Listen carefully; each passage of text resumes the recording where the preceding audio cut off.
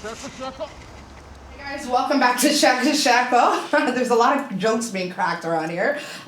This is our last segment of this episode, and we left this segment to the last because it is juicy. We also did a listener letter a couple of episodes back, which was I Hate Somali. This young lady mentions that, but check it out. And inshallah, if you guys are watching this, feel free to send us more listener letters. Let us know what you guys are what is happening in your life. If you want advice from us, I don't know why you would want advice from us. Sometimes we're a little too, we keep it a little too real. But feel free to do so. All right, so let's start off. It starts off with Assalamu alaikum wa rahmatullahi wa barakatuh. Alaikum salam. What? I didn't know if you guys were gonna, Anyway, okay, so it says that I'm an avid fan of your show. Sheeko Sheeko, you guys are absolutely doing it big time. Thank you. Shout out from Amarillo, Texas. Do you guys know people were actually watching us in Texas? That's the other thing that had me shocked. So shout out to Texas.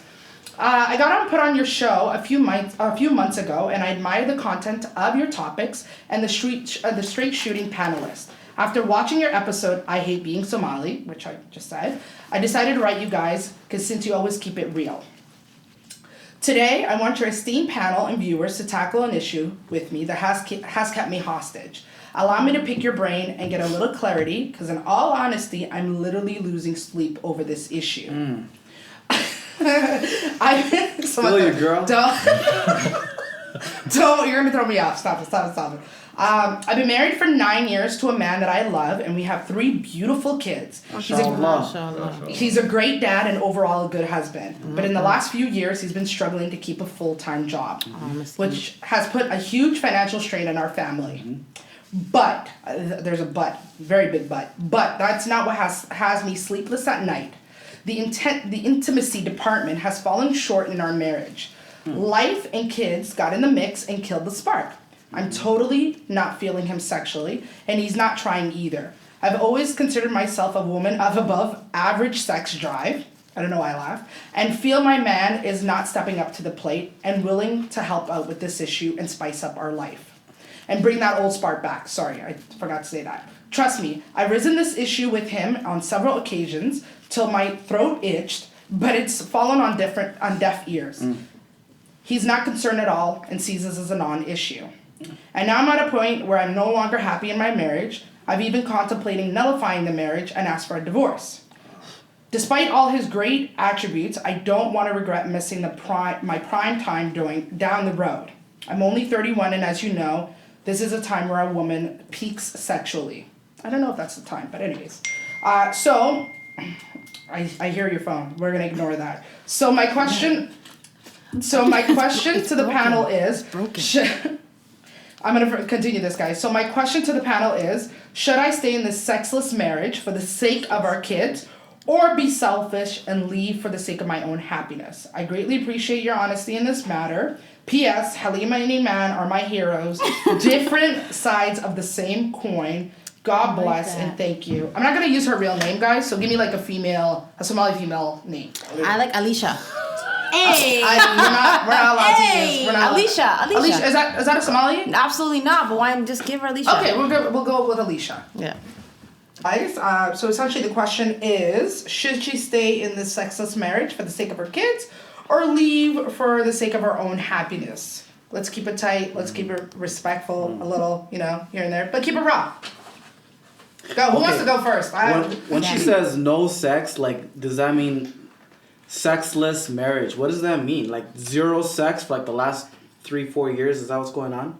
Because that's crazy. Well, she says that he hasn't been able to keep a full-time job in the last year. Okay. And sexless marriage, I think, and correct me if I'm wrong, I'm going to say either it's non-existent or it could be once a month. Whatever the case may be, it's not enough for this young lady in her marriage. Yeah. So what's your advice? I'm going to stay out of that one. His wife be like, get away, go outside, go look for a job, go provide. A man who is financially fit, at the end of the day, has more confidence in a man that's struggling financially. So maybe it's not the fact that he doesn't want to lay at night with his wife. Right. Maybe he's just avoiding her So or maybe he's occupied mentally, and he doesn't want to have those conversations with her. So he might just go to bed a bit earlier, or maybe he'll stay up a bit later because he probably feels that maybe he doesn't know that's how his wife feels. Maybe she has brought it up, but maybe he doesn't, because apparently she said he's not concerned at all and sees this as a non-issue. Because his bigger issue is like we need to pay the rent. If the guy was working and his schedule was like so tight where there's no room, that's something I can understand. But if you have ample time and you're like, life kind of sucks right now, the only thing you should be focusing on is pleasing your wife. That's like the bottom line. What if she gets pregnant? There's another kid to another pay for. One. I know DJ Cal, another one. Prosperity. It'll make you go out. Grind hard. Okay. Give yourself motivation. Okay, so here's what I'm thinking. Okay, so that was what I think. Savannah way to tell you to shut up.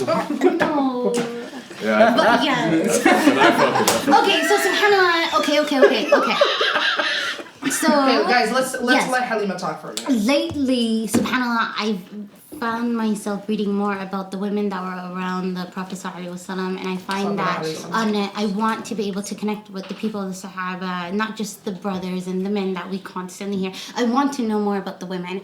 And so, recently, subhanAllah, what I read was something really, really beautiful, and it was like when the relationship of the Prophet ﷺ and Khadija radiallahu, when he was explaining what she was to him, he said, "She is my companion and my helper." And you think about that, my companion and my helper. What does this mean, subhanAllah? That my spouse, Khadija radiallahu, the best way I can describe her to you is that she was my companion and my helper. Wallahi, when you think about that, does that not make you think, in a marriage, you're more than just a person who gives, your body to somebody. You're also so many other things. And you cannot go into a marriage, subhanAllah, not that I'm married, but you don't go into a marriage thinking it's going to be perfect every single year of it. There are going to be years of great difficulty, and there's going to be years of khair. But nonetheless, these are your years. But subhanAllah, I feel like my advice to the sister, should my advice matter, and in my most humble opinion, and may Allah forgive me if I say a thing wrong, is that, Ya Allah, your spouse at this time needs something of you, and that's emotional, mental, physical support. And when you're in a marriage, Ya Allah, it's when you are in love and you love somebody, like when we look at the way we love Allah, it has to be selfless. Like, love has to be selfless. I would never want someone to love me in a manner that's selfish. I want someone to love me in a manner of great selflessness. Because this love, subhanAllah, will nourish me, it will take care of me, and it'll be the fuel to get me going on my worst days, subhanAllah. And I feel like, Ya Allah, I am in no position to judge her. I'm not Allah.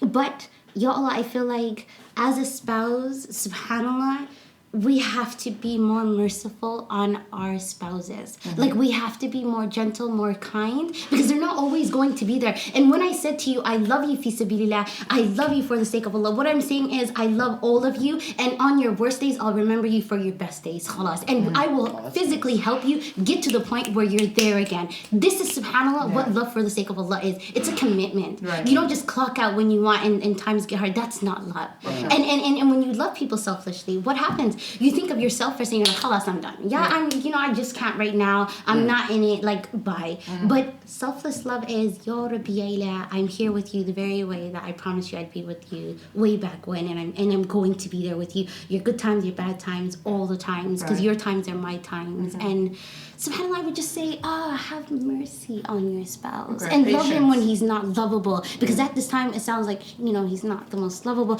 But love him most. It's so easy to love the person who's easy. But it's a great difficulty to love somebody when they're not deserving. And that's when they need it the most, I feel. And I say, love him more. Just love him more. Be more merciful. That's deep, man. Yeah. What if he's cheating on her?